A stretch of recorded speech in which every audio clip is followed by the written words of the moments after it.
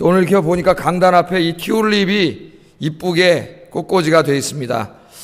이 한때 네덜란드에서 이 튤립이요 얼마나 비싸게 팔렸는지 희귀한 품종은 몇 억씩 가던 꽃도 있었어요. 튤립이 몇 억씩. 그래가지고 사람들이 이것을 사고 팔고 막 이렇게 해가지고 지금으로 말하면 그림 이렇게 소장하고 팔고 사고 하듯이 이 튤립이 그렇게 사고 팔고 이렇게 됐어요. 네덜란드에서. 그래서 막 희귀한 품종이 있으면은 어떤 사람이 막 1억에 사잖아요. 이걸 어떤 사람이 막 3억에 또 사가고 막 5억에 사가고 막. 그러니까 돈벌이 엄청난 수단이 됐습니다. 이해가 안 되죠? 그까지 꽃 하나에 뭐 이렇게 사가는데 그런 때가 있었어요. 이게 마치 그 그림처럼 네덜란드에 그럴 때가 있었어요. 근데 나중에 이 꽃이 뭐 이게 하나 꽃이지 이게 뭐 그렇게 비쌀 이유가 있습니까? 어느 날 이 꽃에 붙어있던 이 거품이 다 빠져내려가지고 꽃이 그냥 꽃이 된 거예요. 그랬더니 이걸로 투기해가지고 돈 벌려고 수십억 원어치 꽃을 샀던 사람도 어떻게 됩니까? 하루아침에 이게 그냥 꽃이에요. 어제까지만 해도 수십억 원이었는데 오늘 몇천 원이야? 몇만 원밖에 안 돼. 꽃이 돼가지고 쫄딱 망해버렸어요. 실제로 있었던 일입니다. 오늘 이 설교 제목이 돈을 사랑하지 말라요. 돈을 사랑하지 말라. 여러분 돈을 사랑하지 마세요. 돈이라고 하는 게 나중에 하나님 앞에 가면은 다 말라서 시들어버린 튤립과 같이 된다 이거예요. 예? 아무것도 안 해. 여기서는 무진장 가치가 있는 것 같고 대단한 것 같지만 이제 나중에 하나님 앞에 가면은 그 자기만을 위해서 꼭 돈 사랑해가지고 옮겨지고 왔던 거 없어요. 아무것도 없어요. 그러나 하나님을 위해서 쓰고 어려운 이웃들을 나눠주고 이렇게 쓴 사람은 하늘나라 창고에 가득가득 차 있는 줄로 믿습니다. 예. 오늘 돈을 사랑하지 말라. 여러분 돈 사랑하지 말라 생각할 때마다 튤립을 한 번씩 바라보시고 이쁘다고도 생각하지만은 제가 이야기한 이야기도 한번 생각해 보시기 바랍니다. 자, 오늘 이 본문에 보면 히브리서 저자는 돈에 대해서 설교를 합니다. 돈에 대해서 설교하면 보통 우리는 한국 강단에서 많이 듣는 설교는 돈 많이 버세요. 복 많이 받으세요. 저도 여러분이 축복받기를 원합니다. 그렇게 기도하고 그런 설교를 할 때가 있어요. 주로 그렇게 설교를 하죠. 돈 많이 벌고 부자 되고 막 11조도 막 1억씩 내게 해주세요. 11조 1억 내려면 얼마 벌어야 돼요? 와 10억 벌어야 돼 10억. 어떤 분은 기도하는데 막 그렇게 기도하는 거예요. 하나님 내가 11조 우리 교회에서 제일 많이 내게 해주세요. 1000만 원, 100, 막 1억 내게 해주세요. 막 그렇게 기도하죠. 주로 이 돈에 대해서 설교할 때는 돈 많이 버세요. 이런 설교를 많이 합니다. 여러분들 많이 들어보시고. 그런데 오늘 이 히브리서 저자는 그런 설교를 하지 않고 거꾸로 설교를 합니다. 돈을 사랑하지 말라. 그렇게 설교를 해요. 그래서 돈에 대해 설교하면서 크게 두 가지를 얘기합니다. 오늘 두 가지. 첫째는 뭐예요? 돈을 사랑하지 말고 있는 바를 족하게 여기라. 이게 첫 번째 교훈이에요. 돈을 사랑하지 말고 여러분이 현재 가지고 있는 그것에 만족하면서 감사하면서 살라. 첫 번째 오늘 설교 주제고 큰 대지로 두 개입니다. 또 하나는 돈 때문에 염려하지 말라는 거예요. 하나님께서 도와주실 것이기 때문에 돈 때문에 불안해하지 말고 조급해하지 말고 염려하지 말라. 여기 아멘 몇 분만 하셨어요.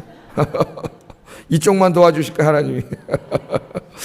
이 두 가지 설교입니다. 두 가지 설교. 여기다 오늘 초점을 맞춰가지고 말씀을 좀 나눠보겠습니다. 자, 첫째 히브리서 저자는 뭐라 그랬느냐면은 돈을 사랑하지 말고 있는 바를 족한 줄로 알라.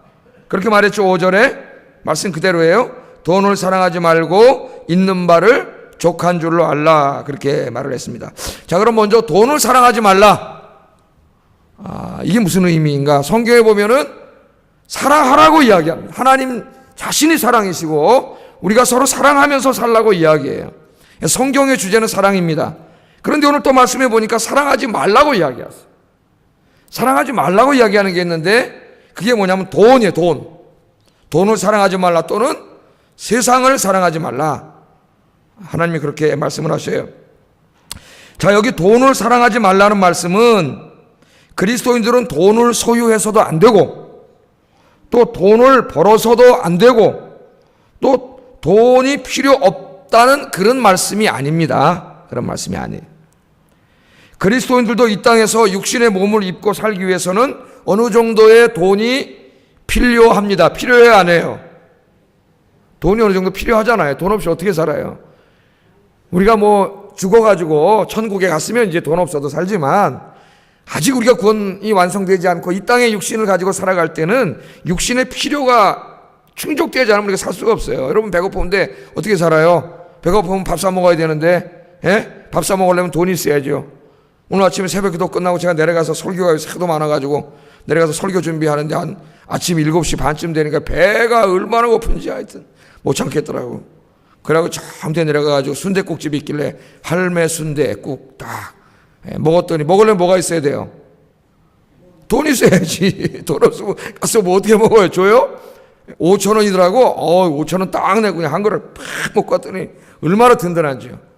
우리 육신의 몸을 입고 있는 이상은 돈이 있어야 돼요. 어느 정도는. 또 하나님의 일을 하는데 내가 좀 쓰임받기 위해서도 돈이 있어야 돼요. 왜? 하나님 일 하는데도 다 돈이 들어가요.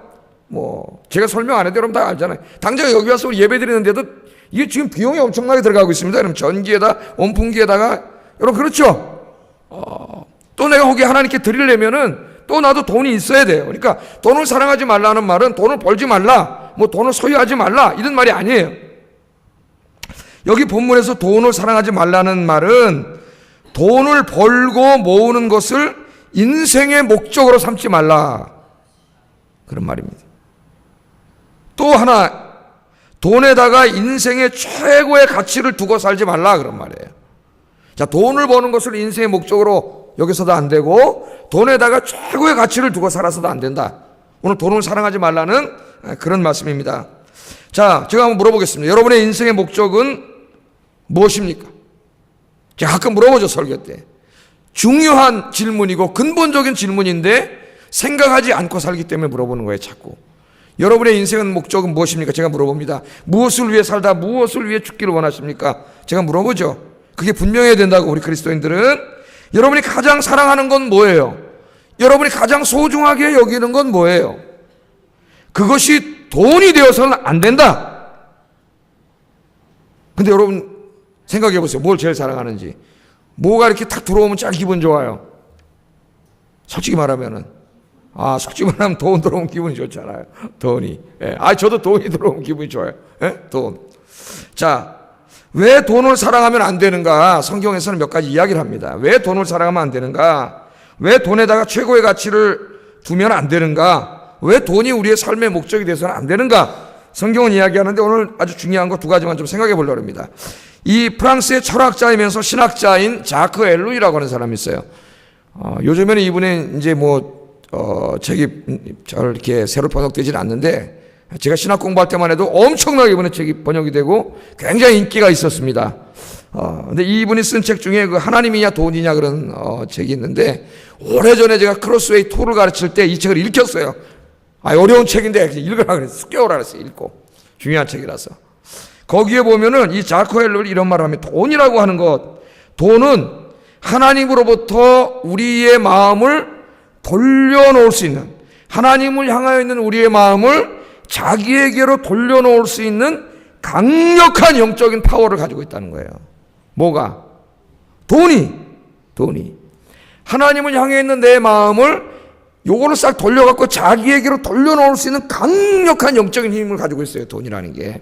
사람들은 흔히 돈은 가치 중립적이라고 이야기합니다. 맞는 것 같아요? 안 맞는 것 같아요? 돈은 그 자체가 선이거나 악이 아니라는 거죠. 내가 돈이 있는데 이 돈을 내가 좋은 일 했으면 돈은 선한 것이 되는 것이고, 이 돈을 나쁜 일 했으면 돈이 나쁜 것이 되는 것이지, 돈 자체는 무슨 그게 가치가 있느냐, 가치 중립적인 것이 아니냐. 여러분 어떻게 생각하세요? 맞습니까? 안 맞습니까? 잘 모르겠어요. 생각을 해보세요.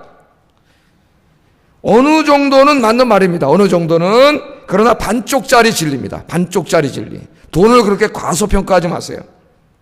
돈은 가치, 그 자체가 가치 중립적일 수 있지만 돈은 또한 사람들의 마음을 끌어당기는 강력한 영적인 힘이 있습니다. 그죠? 그래서 얼마 전에 그 돈을 누가 갖다 이렇게 차가 가다가, 돈 싣고 가는 차가 가다가 뒤가 딱 열려가지고 돈이 거리에 쫙 흩어졌잖아요. 몇 억이 흩어졌대더라. 그래서 인터넷에서 봤죠, 여러분, 그거. 사람들이 뛰어가다 대로로 뛰어들어가가지고 어떻게 해요? 갑자기 다 실성을 했어요, 사람들이. 다 실성했어요. 자, 여러분 어떻게 하겠습니까? 5만 원짜리가 지금 가는데 갑자기 싹 이 도로에 지금 5만 원짜리가 날라가. 어떡하겠어요, 여러분?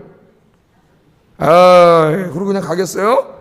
자기도 모르게 뛰어가서 막 집어넣을 거예요. 실제로 그랬어요. 돈이 그렇게 무서운 거예요. 돈이. 저는 1만 원짜리 한 주시려고 대로로 들어갔다 그랬잖아요, 제가. 목숨 걸고 들어갔잖아요. 돈은 우리를 끌어당기는 강력한 영적인 힘이 있습니다. 여러분, 이걸 과소평가하면 안 돼요. 그래서 돈을 사랑하는 순간 여러분은 글로 끌려 들어가요. 끌려 들어가요. 예수님께서 뭐라고 말씀하셨느냐? 돈을 사랑하는 것을 돈을 숭배하는 것이라고 이야기합니다. 예수님은 그래서 하나님과 돈은 절대 겸하여 사랑할 수도 없고 섬길 수도 없다고 이야기해요. 마태복음 6장 24절 같이 한번 읽어봅니다. 시작.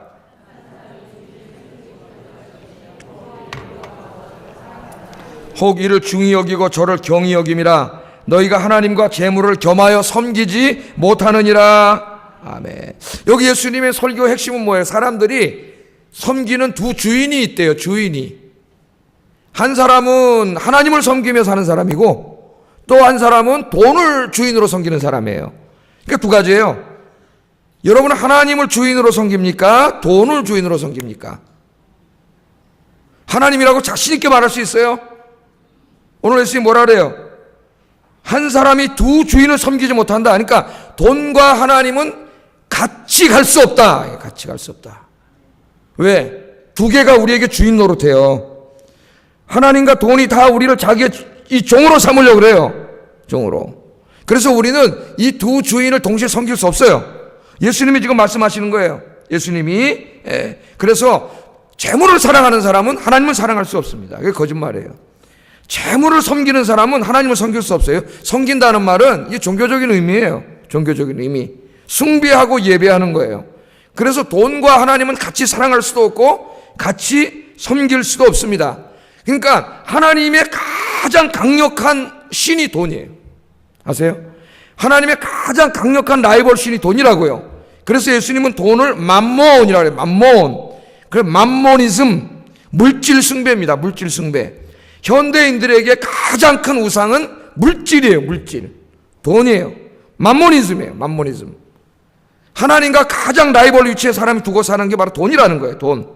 그래서 예수님이 강력하게 경고하는 거예요. 하나님과 돈은 겸하여 섬길 수 없다. 그것은 우리가 부처님과 하나님을 동시에 섬길 수 없는 것과 마찬가지예요.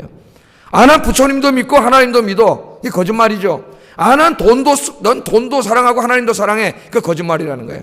내가 돈을 사랑하는 순간 내 마음은 돈에 빼앗기게 되어 있습니다. 돈을 숭배하게 되어 있기 때문에 맘모니즘이라고 하는 물질 숭배에 빠지게 되어 있다는 거예요.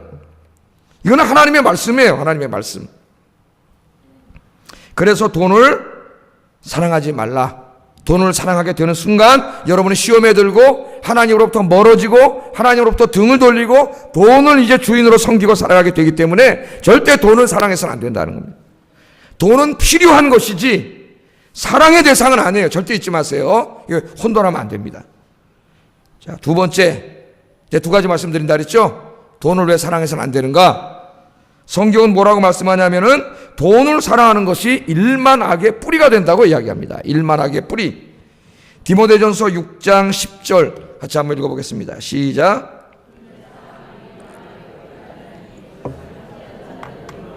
믿음에서 떠나 많은 근심으로써 자기를 찔렀도다. 아멘.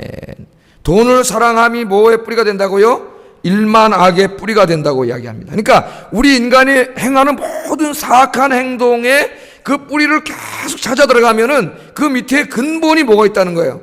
돈이 있다는 거예요. 돈. 히브리서 저자가 뭐라니까? 사람들이 돈을 사랑해서 돈의 미혹을 받아 믿음에서 떠났다 그래요. 교회 다니는 사람들이 지금 믿음에서 떠났고 온갖 악을 행하게 되었다. 그러므로 돈이 모든 악의 뿌리가 된다는 겁니다. 뿌리가 된다 그렇게 이야기합니다. 여러분 한번 간단하게 생각해 보세요. 사람들이 왜 악을 행합니까?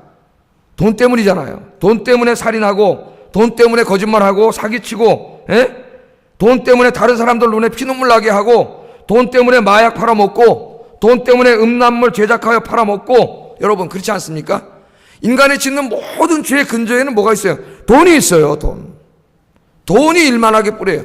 돈을 사랑함이 일만하게 뿌려요.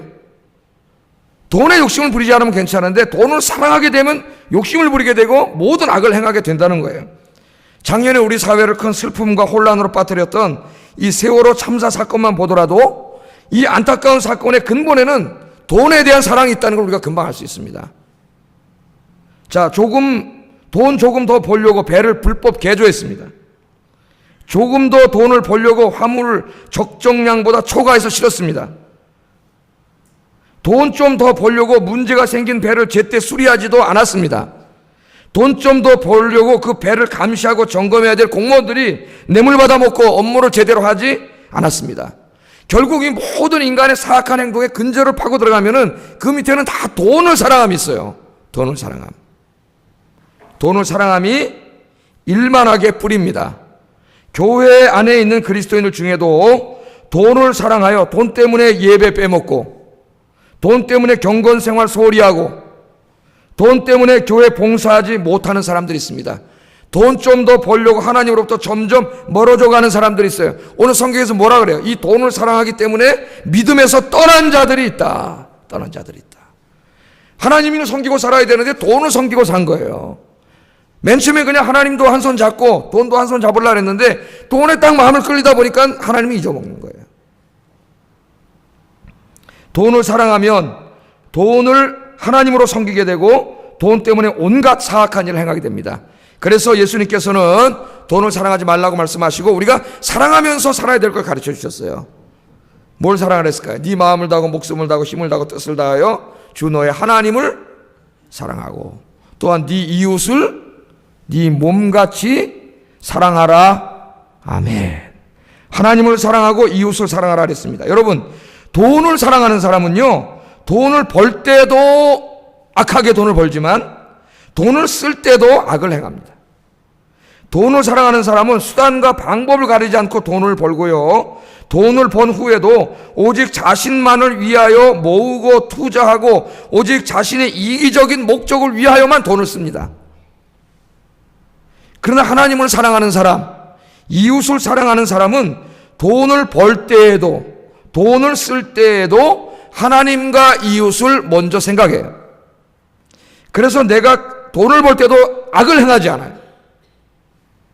내가 가지고 있는 재물을 쓸 때도 나 혼자 쓰지 않고 하나님을 위하여 쓰고 가난한 이웃에게 나눠주는 데 씁니다. 이게 다른 거예요. 같은 돈이 있다고 다 죄인이 아니잖아요. 그죠? 돈을 사랑하는 사람은 돈이 우상이기 때문에 돈밖에 몰라. 근데 하나님을 사랑하고 이웃을 사랑하는 사람은 하나님을 사랑하고 이웃을 사랑하기 때문에 돈이 우상이 아니에요. 그러니까 돈이 있으면 어떻게 해요? 이걸로 자기 이기적인 목적에 쓰지 않고 어떻게 한다고요? 하나님의 영광을 위해서 드리고 가난한 이웃들에게 나눠준다는 거예요. 그래서 여러분, 이 구약성경 잠언서를 보면은 이 하나님을 경외하는 사람들은 돈을 사랑하는 사람이 아닙니다. 오늘 예수님 말씀한 것처럼 하나님 사랑하고 이웃 사랑해요. 그래서 하나님을 위해서 돈을 써요. 잠언서 3장 9절 10절 한번 읽어보겠습니다. 시작. 그리하면 내 창고가 가득히 차고 내 포도즙 틀에 새 포도즙이 넘치리라. 아멘. 또 말라기 3장 10절도 한번 읽어보겠습니다. 시작. 나의 집에 양식이 있게 하고 그것으로 나를 시험하여 내가 하늘문을 열고 너희에게 복을 쌓을 곳이 없도록 붙지 아니하나 보라. 그렇게 말합니다. 재물과 소산에 처음 익은 열매로 여호와를 공경하는 사람은 재물과 소산에 처음 익은 열매, 첫 열매는 가장 소중한 겁니다. 그걸로 하나님께 드리는 사람은 창고가 가득히 차고 포도즙 틀에 포도즙이 넘치게 해 주시겠다. 그렇게 하나님이 약속하셨어요. 또 온전한 11조를 드린 사람은 하늘 문을 열고 복을 쌓을 곳이 없도록 부어주신다고 하나님께서 약속하셨습니다. 그러니까 이 하나님께서 우리에게 주신 재물을 누구를 공경하는 데 쓰라는 거예요? 하나님을 공경하는데, 하나님의 일을 위하여 쓰라는 거예요. 자기의 이기적인 목적만을 위해서 쓰고 모으고 벌고 이렇게 하지 말고, 그 사람들은 돈을 우상 숭배하는 사람이에요.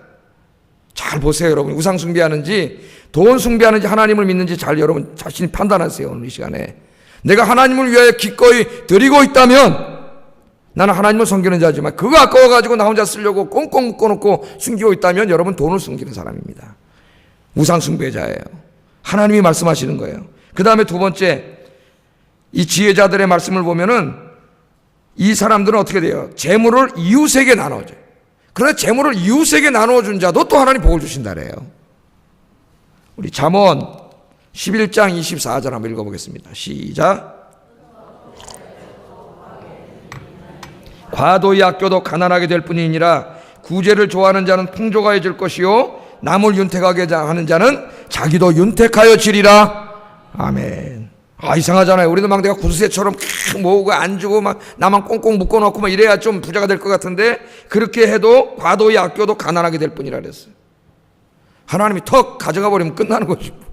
예? 내가 아무리 꽁꽁 묶어놓고 숨겨놓으면 뭐야. 하나님 사건 하나만 떡 드리면 몇천만 원이 쑥 날아가 버리는데. 예? 제가 먼저 있던 교회 한번 얘기 드린 적이 있죠. 그 한의 하는 분 돈이 엄청 많아가지고 그 여자 집사님이 아침에 일어나서 오전까지는 뭐 하냐 그랬더니 봉사 좀 하라고. 못한대, 시간이 없어. 왜 못하냐 그랬더니 아침에 일어나가지고 부동산이 하도 많아가지고 월세 어진하고 뭐 나오고 이거 계산하면 오전 간답니다. 오전. 그렇게 부자예요. 근데 그 교회 저 교육관 하나 질 때 아마 담임 목사님 전화해서 500만 원만 헌금하라 그랬던 것 같아요. 한 20년 전의 얘기인데, 근데 돈이 없어서 못한다고 거짓말을 시켜놨어요. 그때는 어떻게 했는지 아십니까? 며칠 있다가 한에 침 놓는데 여자 하나가 잘못 걸려가지고 침 놓다 성추행했다 그래가지고 고발을 해가지고 망신 다 당하고 5천만 원 뜯겼어요. 합의금으로 5천만 원. 하나님 몇 배로 가져가나 봤더니 10배로 가져가더라고. 10배. 그거 하나님께 드렸으면 얼마나 좋았을까. 과도히 아껴도 하나님이 가져가면 다 없어지는 거예요. 하루아침에 싹 없어져요. 그거. 예? 그런데 흩어서 구제해서 다 나눠줬는데도 부하게 되고, 그죠? 또 뭐라 그래요? 구제를 좋아하는 자는 풍족해져. 가난한 사람 보면 못 베겨 남 도와주지 않고는, 그러면 돈이 없을 것 같은데 풍족해져. 왜 그럴까요? 그 사람 하나님 주세요. 또 자꾸 하나님 주세요. 남을 윤택하게 하는 자는 자기도 어떻게 해요? 윤택하게 돼요. 이게 하나님의 지혜예요. 지혜. 내가 돈을 사랑해서 나만 그래서 하나님 다 가져. 어느 날 툭 쳐버리면 끝나버려요. 그런데 이웃을 사랑하는 마음으로 그것을 가난한 이웃들에게 나눠주면 하나님이 더 풍족하게 해주신다, 그런 말씀이죠. 또 잠언서 11장 27절도 읽어보겠습니다. 시작. 못 본 채 하는 자에게는 저주가 크리라. 해보세요. 가난한 자를 구제하는 자는 궁핍하지 않으려니와 못 본 채 하는 자에게는 저주가 크리라. 이건 좀 심각한 말씀이에요. 하나님께서 강력하게 말씀을 하셨습니다. 여러분은 돈을 사랑하지 말고 하나님과 이웃을 사랑하는 사람이 되셔서 하나님께서 재물 많이 주셨을 때 주실 거예요. 그것들을 하나님을 위해서, 어려운 이웃들을 위해서 쓰면서 나누어주면서 살 수 있는 여러분 되기를 주의 이름으로 축복합니다. 돈을 사랑하면 절대로 못 그래요. 10원도 못 줘요. 조금도 못 드려요. 아까워서. 하나님 사랑하고 이웃 사랑하면 다 줄 수 있어요. 다 줄 수 있어요. 여러분의 인생의 목적이 돈이 아니라, 여러분의 최고의 가치가 돈이 아니라 하나님과 이웃이 되기를 주의 이름으로 축복합니다. 그 다음에 돈을 사랑하지 말고, 그 다음에 어떻게 하라고요? 현재 가지고 있는 것을 족한 줄로 여기라. 그러니까 돈을 사랑하지 않고 살려면은 어떻게 해야 되느냐? 그 비결을 가르쳐 주는 거예요. 어떻게 하라고요? 현재 자기가 가지고 있는 것을 만족하게 생각해라. 여러분 지금 만족하십니까? 안 만족하시는 것 같은데 기도하세요. 그럼 기도하세요. 더 달라고. 만족하라. 하나님 그렇게 말씀을 하세요. 예? 자, 아프리카 가면은요, 지금요 수돗물도 없어가지고 제가 말씀하잖아요. 예? 5,000명 사는 마을 학교에 땅을 파고 수돗물 펌프 하나 터졌는데 5,000명 마을이 찬송을 부르면서 파티가 열려요. 파티가. 뭐 하나 열렸다고요? 자기 집에 수도가 나온 것도 아니라 5,000명 마을 사람들이 공동으로 먹는 수돗물 하나가 터졌는데 축제가 열리니 이 얼마나 축복받은 마음에. 우리는 집에 가면 수돗물 콸콸, 부엌에도 나와, 화장실에도 나와. 감사한 적 있어요? 수돗물 틀으면서 아이고 내 인생이 뭐냐 하면서 손 씻고, 설거지하면서 설거지할 물도 없는 사람들인데, 여러분이 저 이슬 안 맞는 지붕이 있고요, 하루에 삼시세끼 밥 먹고요, 쓸 연필이 있으면 세계 상위 30%예요. 30%. 아십니까? 여러분 여기 있는 분들은 지금 되게 부자예요. 되게 부자예요. 하나님 뭐라 하시느냐? 가진 것에 만족해라. 만족해라. 그렇게 말씀을 합니다. 그런데 조금 자세히 들어가 보겠어요. 그냥 이렇게 설교하고 지나가도 됩니다. 제가 조금 더 자세히 한번 들어가 보겠습니다. 수요일이니까. 자, 우리는 지금 각자가 가지고 있는 것이 다 다릅니다. 그죠? 어떤 분은 많이 가진 분도 있고 어떤 분은 적게 가진 분도 있어요. 풍족하여 재물이 넘치는 분도 있고 살기에 모자라서 조금씩 빚을 져야 되는 사람도 있습니다. 카드 돌려막기 하고 사는 분도 있어요. 자, 이 말씀을 많이 가진 사람이나 생활비가 충분한 사람에게 적용하면 욕심 부리지 말고 하나님 주신 것에 만족하며 살아라. 그렇게 적용할 수 있겠습니다. 별로 어렵지 않아요. 그런데 이 말씀을 적게 가진 사람이나 생활비가 모자란 사람에게 적용하면 이해하기가 굉장히 어려워집니다. 그죠? 실천하기가 어렵다 이 말이에요. 나 지금 돈이 모자라가지고 카드 막기 하고 사는데 오늘 말씀 보니까 하나님 가진 것에 만족하고 살아라. 아이고 하나님 그럼 나에게 평생 돌려막기 하고 살아야 됩니까? 이제 말씀을 적용할 때 여러분 구체적으로 잘 적용을 해야 돼요. 잘 적용을 해요. 생활비가 모자라서 조금씩 빚을 지고 있는데 그 상황에 만족하라고 하는 말씀이 되기 때문에 잘못하면 계속 빚지고 살아야 되는가라는 의문점을 갖게 될 수 있다는 거예요. 좀 자세하게 우리가 적용을 해보면 만일 그렇게 적용하면 조금 이상한 말씀이 됩니다. 이 말씀이. 왜냐하면 하나님께서는 이웃에게 빚을 진 사람은 열심히 일해서 빨리 갚으라 그랬어요. 돈을. 열심히 일해가지고 돈을 벌어서 빚진 걸 빨리 갚고 빚지지 말라고 살라 그랬다 하나님께서. 그러니까 좀 안 맞잖아요. 그러면 가진 것을 족하게 여기라는 말씀, 도대체 이 말씀은 도대체 어느 정도 가져야 되는 거예요? 어느 정도 가진 것을 족하게 여기라는 건가 하나님이. 그죠? 어느 정도? 여러분은 만족하세요? 여러분 지금 갖고 있는 돈? 안 만족하세요? 욕심꾸레기? 자, 그래서 제가 기준을 좀 정해드리겠습니다. 물론 성경에는요, 뭐 얼마, 뭐 이런 거 없어요. 근데 한 사람의 기도를 통해서 우리가 좀 어느 정도 가이드라인을 정해볼 수가 있겠습니다. 잠언서 30장 7절 9절에 보면 아굴이라고 하는 사람의 기도는 유명한 기도죠. 아굴의 기도. 금요 심야 기도 때 제가 한번 설교한 적도 있는데 여기에 그 가이드라인이 어느 정도 정해져 있어요. 같이 한번 읽어보겠습니다. 시작.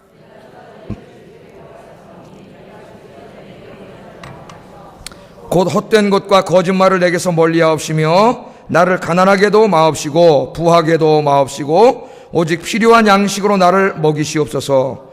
혹 내가 배불러서 하나님을 모른다 여호와가 누구냐 할까 하오며 혹 내가 가난하여 도둑질을 하고 내 하나님의 이름을 욕되게 할까 두려워함이니이다. 아멘. 여러분 돈 달라고 기도하세요. 하나님 앞에 재물을 달라고 기도하는데 아굴의 기도를 꼭 기억하고 기도를 하세요.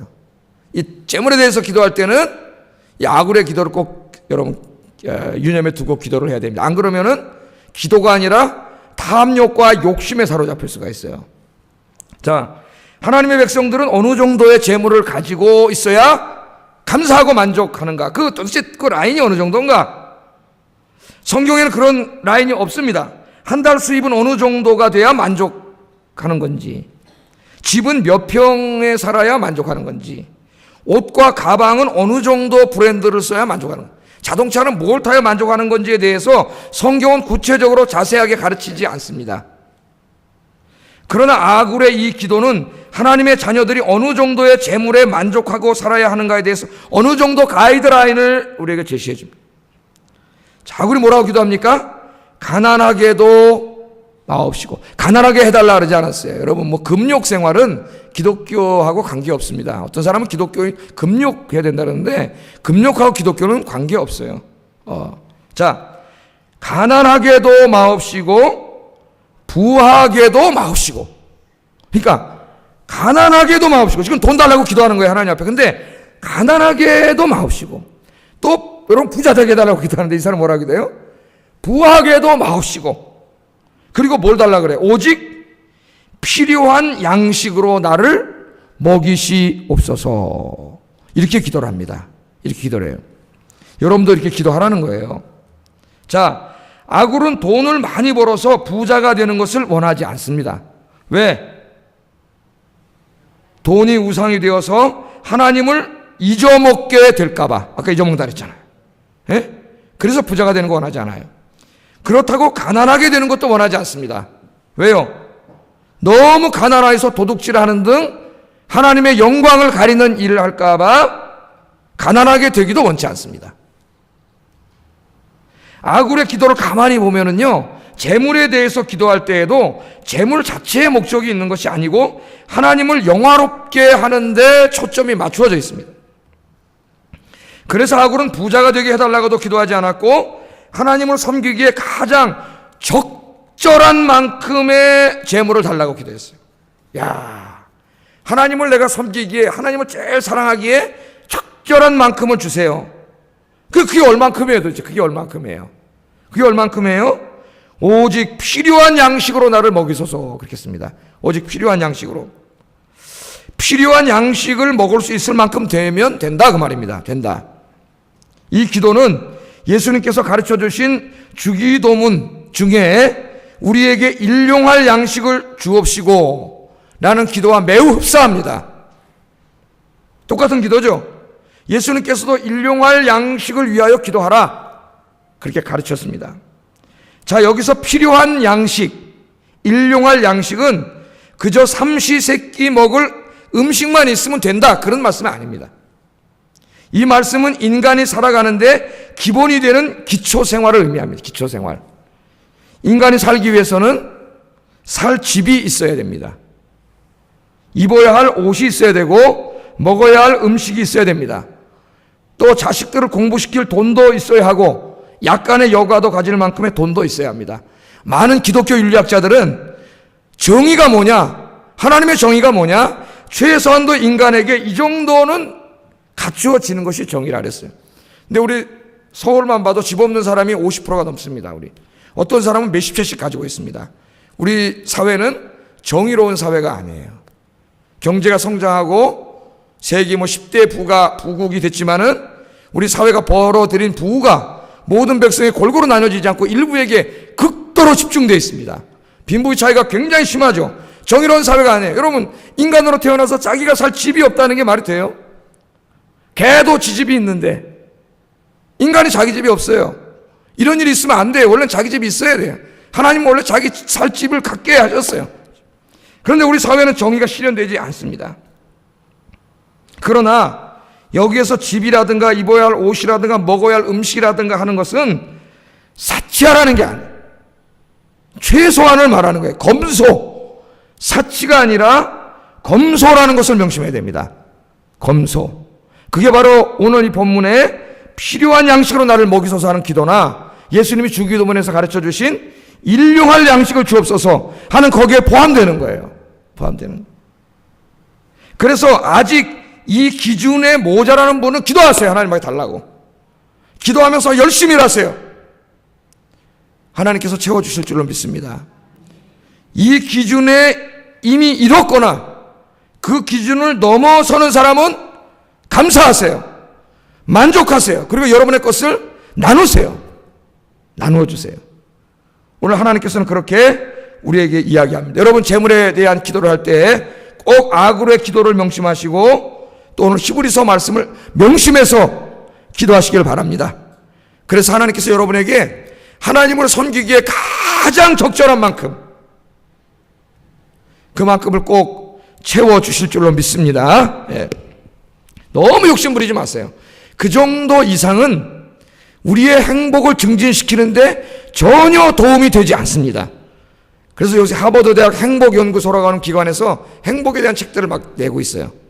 그 책을 읽어보거나 또는 그 말콤 그로데웰이 쓴 그 다윗과 골리앗이라는 책을 읽어보면은 지금 제가 말한 그런 검소한 정도의 한 개인이 집이 있고 먹고 살 정도의 그 적절한 돈, 그 이상은 우리 행복에 전혀 영향을 못 미친다는 거예요.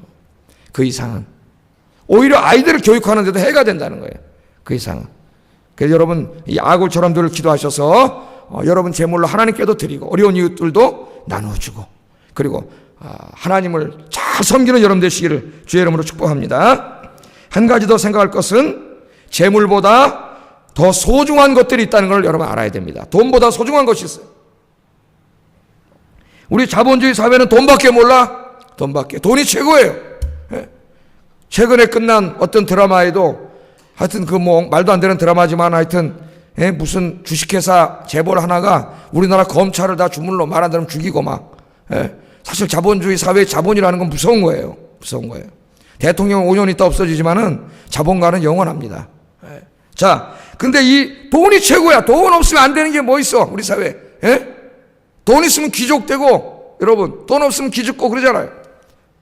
그런데 돈보다 더 중요한 게 있다는 것을 깨달으라고 하는 말씀하세요. 잠언서 15장 16절 읽어보겠습니다. 중요한 말씀들이에요. 시작. 아멘. 돈보다 뭐가 더 중요해요? 온 가족이 하나님을 경외하는 것이 더 중요합니다. 아셨어요? 돈을 위해서는 그렇게 신경 쓰면서 왜 온 가족이 하나님을 섬기고 믿는 데는 그렇게 관심을 안 가졌어요? 돈보다 여호와를 경외하는 것이 더 중요합니다. 잠언서 15장 17절 읽어보겠습니다. 시작.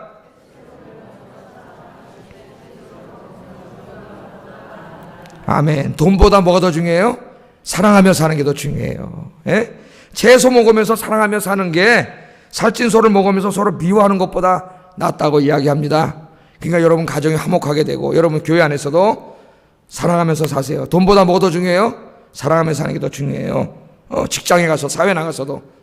그 다음에 잠언서 16장 16절 잠언서 16장 8절 읽어보겠습니다. 시작. 예, 돈 버는 것보다 뭐가 더 중요해요?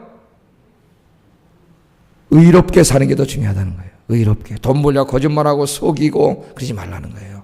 가난하게 살아도 소득이 적어도 의롭게 사는 것을 하나님 더 기뻐하신다는 겁니다. 그 다음에 16장 16절 읽어보겠습니다. 시작.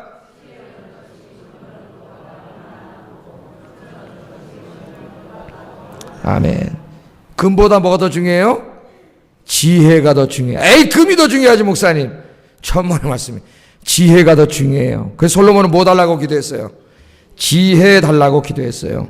그래서 하나님이 지혜를 주셨어요. 하나님이 주신 지혜로 살았더니 하는 것마다 잘 됐습니다. 하나님이 주신 지혜로 하면 다 잘 돼요. 근데 인간이 욕심과 탐욕에 끌려갖고 인간의 지혜로 살기 때문에 기독교인들 자꾸 안 되는 거예요. 돈보다 뭐가 더 중요해요? 지혜를 달라고 기도하세요. 그 다음에 17장 1절 읽어봅니다. 시작.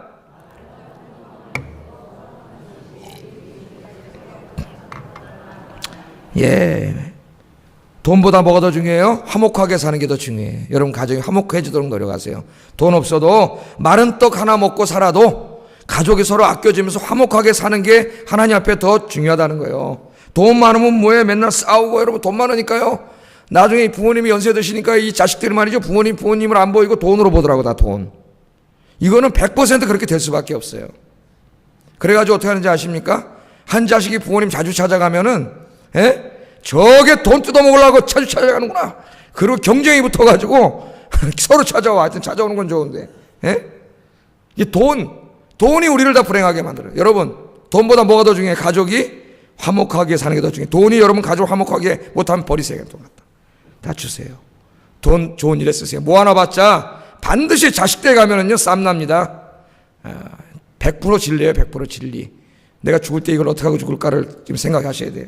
그 다음에 하나만 더 살펴볼게요. 28장 6절 읽어보겠습니다. 시작. 예, 돈 많은 것보다 뭐가 더 중요해요? 성실하게 사는 게 더 중요해요. 성실하게 살면 돈을 벌어야 되는데 타락한 사회에서는 성실하게 살아도 돈을 못 버는 수도 있습니다. 술수 쓰고 거짓말하는 자들이 더 많이 벌 수도 있어요. 우리 사회도 그렇잖아요. 그러나 가난하더라도 아까 의롭게 성실하게 사는 것을 하나님이 더 기뻐하신다는 거예요. 여러분 믿지 마세요. 이런 것들이 돈보다 더 중요한 겁니다. 하나님 주신 여호와를 경외하는 삶, 사랑, 공의, 지혜, 화목, 성실 이런 것들을 소중하게 여기면서 기도하며 사시는 여러분 되기를 주의 이름으로 축복합니다. 자, 이제 큰 돼지 두 번째, 돈에 대한 설교 두 번째. 뭐라 그랬습니까? 5절 하반절에 같이 한번 읽어보겠습니다. 시작.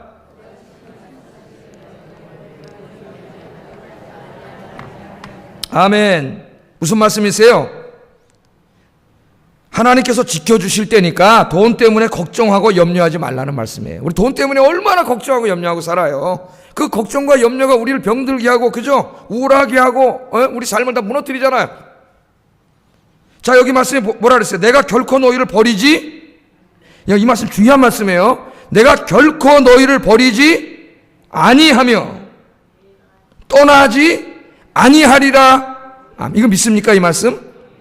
여러분, 이 말씀은 신명기 31장 6절 또 여호수아 1장 5절을 인용한 말씀이에요. 여호수아 1장 5절을 한번 생각해 보세요. 무슨 말씀이에요? 예? 여호수아와 이스라엘 백성들이 가나안 땅을 이제 점령에 들어가야 됩니다. 하나님이 가나안 땅을 선물로 주시겠다고 약속하셨어요. 그런데 약속하셨다고 그냥 가만히 앉아서 들어오는 게 아니에요. 가나안 땅은 하나님의 선물이면서 동시에 이스라엘 백성들이 분투하고 싸워서 쟁취해야 하는 것입니다. 여러분 인생이 마찬가지예요. 게으른 자는 아무것도 얻을 수 없어요. 하나님이 여러분에게 축복과 선물을 준비해 두시지만 그것을 얻으려고 열심히 기도하며 힘쓰는 자, 아까 읽었던 것처럼 성실하게 사는 자의 것이지 게으른 자는 얻지 못합니다. 자, 이 땅을 얻기 위해서는 가나안 사람들과 싸워야 돼요, 이제. 그런데 가나안 사람들은 굉장히 강한 민족이에요. 아낙 족속들은 거인이에요, 거인. 그 땅은 하나님 주신다고 약속은 했는데 선물로 주신다고 그걸 얻으려면 저 무시무시한 가난족들과 싸워야 돼. 그러니까 뭐가 두려워요, 두려워. 이길 수 없을 것 같아. 그때 하나님이 여호수아에게 하신 말씀이 여호수아 1장 5절이에요. 같이 한번 여기 읽어보겠습니다. 시작.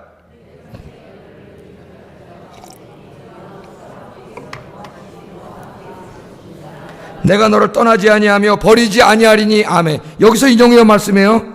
예?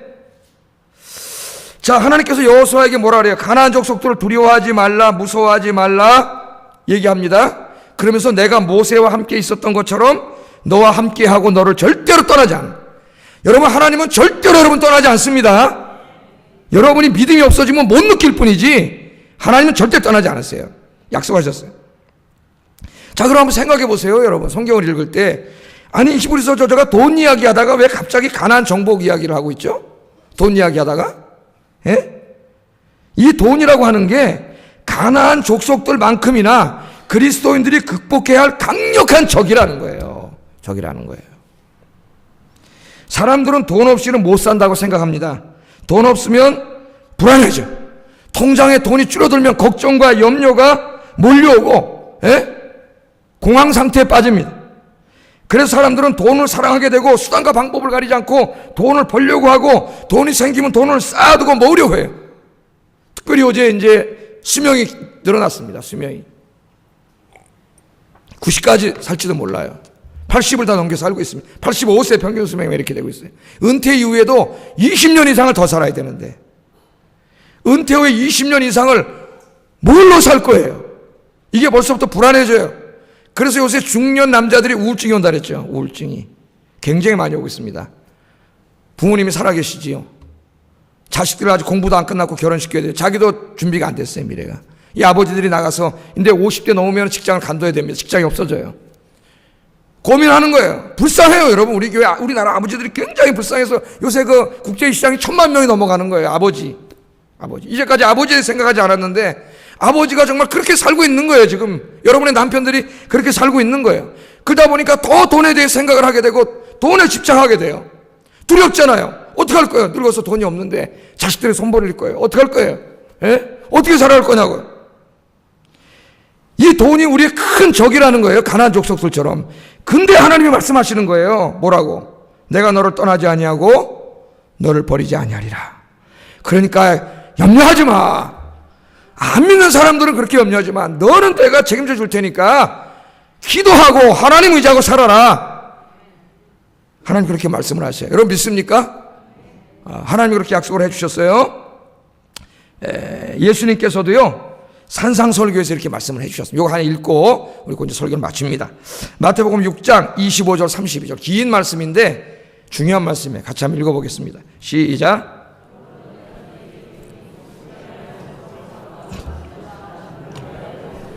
염려하지 말라. 목숨이 음식보다 중하지 아니하며 몸이 의복보다 중하지 아니하냐. 공중의 새를 보라. 심지도 않고 거두지도 않고 창고에 모아 들이지도 아니하되 너희 하늘 아버지께서 기르시나니 너희는 이것들보다 귀하지 아니하냐.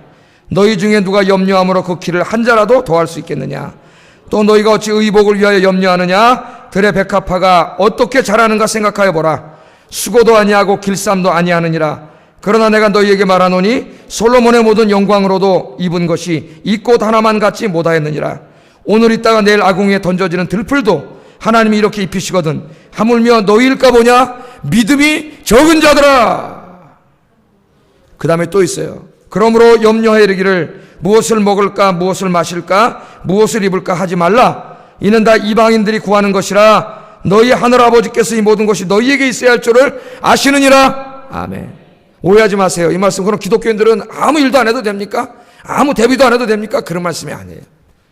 이것 때문에 염려 때문에 돈에 집착하고 돈을 사랑하고 그러지 않아도 된다는 거예요. 여러분이 기도하면서 성실하게 일하고 그렇게 살아가면 돈을 사랑하고 집착하지 않고 때론 하나님께 드리고 이웃에게 나누어 주어도 하나님이 책임져 주신다는 겁니다. 할렐루야. 그게 믿음이에요. 믿음이 다른 게 아니라니까요. 하나님의 말씀을 믿는 거예요. 누가 말씀하셨어요? 주님께서 말씀하셨잖아요. 아이고 주님은 말씀하셨지만 아닌 것 같은데요. 그러면서 또 돈을 사랑하고 살아. 그거는 불신앙이에요. 불신앙. 주님이 말씀해 주셨어요. 그래서 오늘 6절에 보세요. 여러분 이런 믿음이 생기길 바랍니다. 6절 같이 한번 읽어보겠습니다. 시작. 6절 시작. 그러므로 주는 나를 돕는 이시니 내가 무서워하지 아니하겠노라. 사람이 내게 어찌하리요 하노라. 아멘. 할렐루야. 이 하나님의 말씀을 아멘으로 믿는 사람은 6절 같이 고백할 수 있어요. 뭐라고요? 우리가 나는 담대하게 말할 수 있습니다. 뭐라고요? 주는 나를 돕는 이시니 내가 무서워하지 아니하겠노라. 아멘. 이 믿음이 충만하기를 주의 이름으로 축복합니다. 기도하겠습니다. 세 가지 기도하겠습니다. 돈을 사랑하지 말고 하나님께서 주신 것에 만족하며 감사하며 사는 삶이 되게 하여 주세요. 기도하시고 하나님께서 주신 것들 나 자신만을 위해서 쓰지 말게 하시고 하나님의 영광을 위해 드리고 가난한 이웃들에게도 베푸는 삶을 살게 해주세요. 세 번째, 돈 의지하지 말고 돈 집착하지 말고 하나님만 의지하고 기도하며 살게 해주세요. 저 화면에 있습니다. 같이 기도하겠습니다. 사랑하신 아버지 하나님,